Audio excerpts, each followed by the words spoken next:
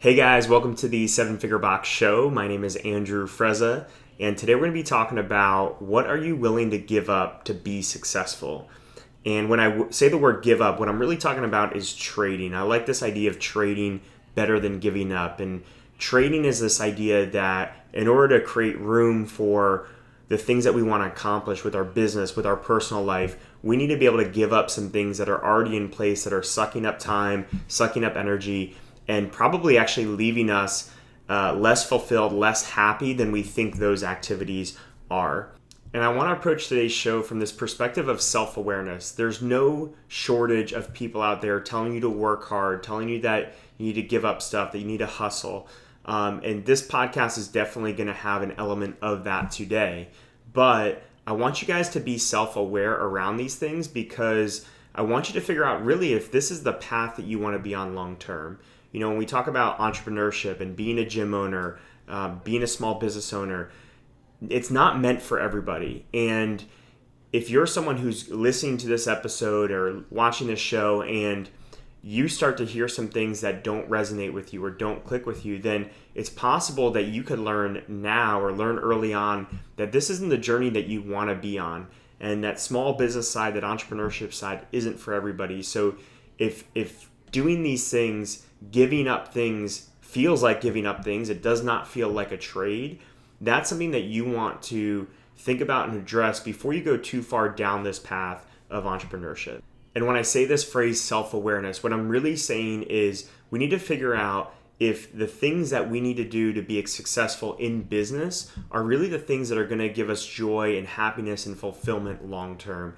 That's really what we need to be chasing here.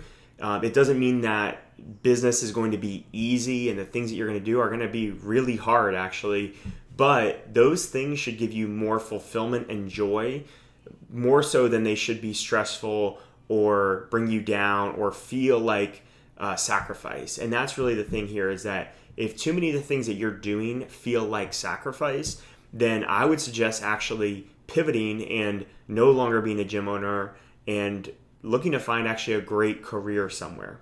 And that's not to say that any of this is going to be easy either. Just because I personally feel like I am a good fit for entrepreneurship, I do feel like I'm a good fit to be a business owner. It fits my nature. It fits the type of where I want to spend my time and the type of person that I want to be. Even with that being said, it does not mean it's going to be easy. There's a lot of things that I take on that are hard to do. Sitting right now, this is my first YouTube video that I've done. I've shot interviews before with guests on other shows and I've put them on our YouTube channel, but this is really the first time I've sat down and shot a actual video version of this podcast, of this show. And I'll admit I put this off for a couple weeks because I didn't know how to take those first steps, or at least I was telling myself I didn't know how to take those first steps. So it wasn't easy to do. And not everything that you do in business or personal development is going to be easy, but for the most part, you should feel pulled to those things rather than having to push yourself. You know, a lot of times when you're getting started, like shooting this first video for me, feels like more of a push than a pull. But once you get into the habit of things, most of the things that you do should feel more like a pull rather than you have to constantly push and push and push to do those things. Each of those things, what I found is that every activity has that sort of initial startup cost of like, all right, I got to sit down and write that next podcast outline. I have to sit down and write programming. I have to sit down and create this next role for my business. But once you actually sit down, if things start to flow and feel good, then you're probably doing the right activity and you're probably in the right line of work. You're always going to have that little bit of startup cost to each of the things that you do. But I want you guys to have a self-awareness around what activities are ultimately giving you fulfillment. Once you do sit down and put in the work, what are those things that you enjoy? You can get into a flow state and really start to be productive and create good work. So one of the ways I've started to create some self-awareness and create sort of this dividing line of what are the activities that I want to keep doing and what are the activities that I want to stop doing is by looking at what are the things that I just enjoy the end result of or the punchline of, and what are the things that I actually enjoy the process of. And I want to talk about some things that I've given up over the years because I realized that I was not actually enjoying the process of them. I was simply just doing it for the punchline or the end result, right? And these are some things that a lot of people have built into their lives. Things like Netflix, TV, Amazon Prime, social media, drinking, all of these different things. If you're doing all of these things, you're going to have to give up something somewhere. You can't be successful, whether it's having your own business and being an entrepreneur, wanting to work on some personal development stuff, or even just, being an employee somewhere. If you want to get better at those things, you have to be able to give up something. You can't have all of these things eating at your time and then try to excel in this other area of your life. But if you have a few of those things and you're wondering which things you should keep and which things you should give up, I would look at what are the things that you're just kind of using as decompression and aren't actually really giving you joy, versus what are the things that you actually feel better and you enjoy the process of it. Okay, so one example for me is Netflix. My wife and I used to watch a lot of Netflix and Amazon Prime, and we would be constantly looking for that next show to watch. We'd get done with one season, we'd go right to that next show that we want to watch. And I remember specifically one show that kind of like almost ruined it for me, but in a good way, because it gave me an awareness to what I was already feeling with other shows, but it just really opened my eyes to it. And that was a show called Homeland. And I remember a few years ago watching Homeland with my wife, and we had gotten through the entire first season. We were starting to watch episodes into the second season. And I remember like having this empty feeling after watching it. And as we started to watch a couple more episodes, I realized that I really did not enjoy the show at all. It was basically a 60-minute show where 57 minutes of it was like really boring and weird, and nothing was really exciting happening. And then the last 2 to 3 minutes of the show, there would be this cliffhanger that would make you want to watch the next 60-minute show. And I started to realize this into season 2. It took me like 15 episodes to realize this.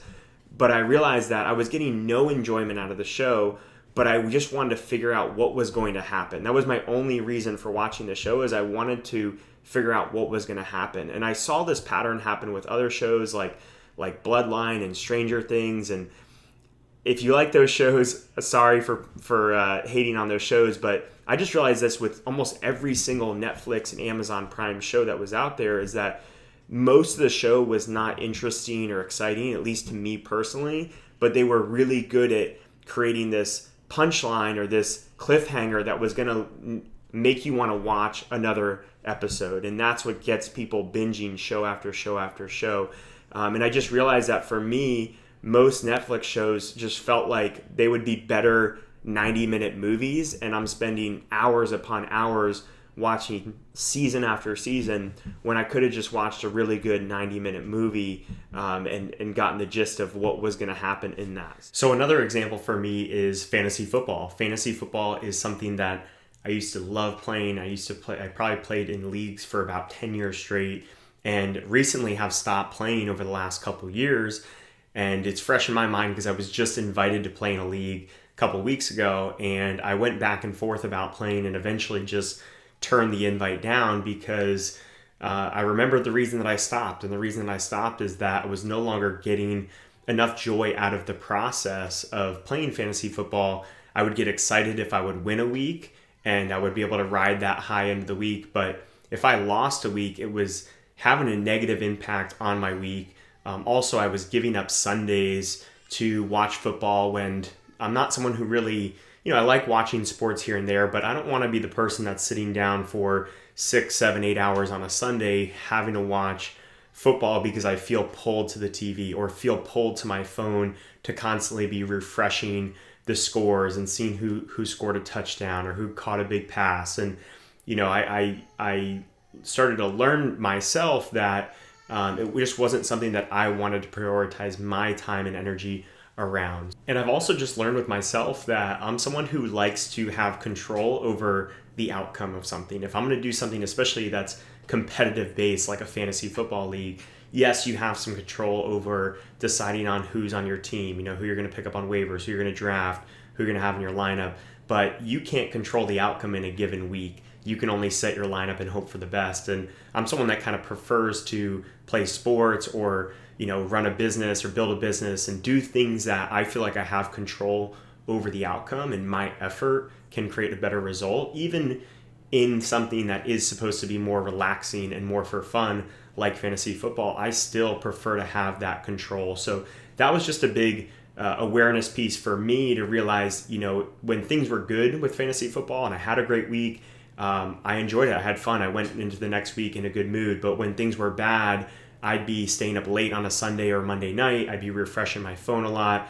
spending a lot of time reading blogs from Matthew Berry and doing all this research. And, I didn't want to be pulled to that on a Monday or Tuesday when I should be going into the week strong to build our business. And instead I'm focused on fantasy football. So that was something for me that I just decided to drop. Another thing that I've sort of evolved out of my life over the years, something a lot of you guys can probably relate to, especially if you have kids, is alcohol and drinking. So I used to drink a lot more than I do today, especially back in college. But even in the first couple of years of running a business, getting drunk on the weekends wasn't a rare thing. Whereas now, having a 3-year-old at home and having another baby on the way, drinking just isn't worth it anymore. And I think a lot of parents out there can relate to this and resonate with this, that the hangovers that you get as you get older, but also having kids when sleep becomes more of a priority. You can't always count on a good night's sleep, and most nights you're counting on the opposite, which is a bad night's sleep. But those hangovers just aren't really worth it anymore. And that same feeling that I get from drinking, that most of you guys can relate to from drinking, that hangover feeling, that's the same type of feeling I was getting with things like fantasy football and watching Netflix. So that's what I want you guys to do, is to start to build some awareness around what are the activities that you really enjoy the process of, that get you feeling good afterwards and make you a better person and make you more productive at the things you want to be productive at. And what are the things that leave you with sort of this hangover feeling? And the things that are leaving you with that hangover feeling, start to chop away at those things, or start to maybe attack them with a better mindset, so that way they are leaving you refreshed rather than taking away. I still enjoy having a drink or two on the weekends. I still get a little bit of a buzz out of a drink or two, but I rarely go to the point where I drink enough where it's going to affect my next day or two. And if I go past that point now, not only does it affect the day, it usually affects several days of productivity. So that just really isn't worth it to me anymore. So as you begin to chip away at these things that aren't adding value to your life, what I want you to be thinking about is, what are the things that do add value to your life? Or what are the things that you've done in the past that have added value to your life that you're not doing right now? So one example for me is soccer. Soccer is something that I've done throughout the years that I've actively worked to try to put back into my life more, and try to be just very intentional about getting that into my life on a consistent basis. And soccer for me looks like the occasional pickup game on a weekend. I've joined leagues before, both co-ed leagues and men's leagues. And it's something that I really enjoy. It's very much like CrossFit in a way that it gives me this physical health and fitness component, but also there's a social component too, of being on a team, meeting new people. And that's a really fun element for me. And, soccer for me is one of those things where it's almost like the easiest way for me to get into meditation or a flow state. For those of you guys that like CrossFit as much as I do, I think CrossFit's fantastic. And most CrossFit classes will leave me feeling refreshed for hours or days afterwards. But what I find with CrossFit is, in a given workout, it's still a mental battle for me to stay focused, to work on my self-talk, to stay positive. And, even now, as much as I enjoy CrossFit, there's many workouts that I want to quit midway, and I have to keep myself going and keep myself positive with the things that I'm telling myself throughout those workouts. But with something like soccer, because the plays are happening so fast, you almost have to turn off your brain. You have to just let your physical side take over. And I personally found that that's one of the best ways for me to get into that flow state and almost this effortless form of meditation. So I've always tried to work soccer more and more back into my life. And I would encourage you guys to look at the things in your life, either the things that you're currently doing today that you may want to do more of, or things you've done in the past that you've gotten away from, that are that thing for you, that thing that you enjoy, that thing that time sort of stands still for you because it's that fun for you. And that leads me into my final point, which is you can take this idea of giving up things or sacrificing things way too far. It's where the self-awareness piece comes in, and also kind of figuring out where you are on this spectrum. I've been a lot into YouTube these days, one of the reasons why I'm starting this video version of the podcast. But one of the things I heard on a recent YouTube video from a really good health and fitness professional out there was he was saying that for some people, success is eating the donut. And for some people, success is saying no to the donut, right? We commonly hear that we want people to have more discipline. They need to say no to the donut. If they want to be successful with their health and their fitness, if they want to lose weight, they need to have that discipline to say no to the donut.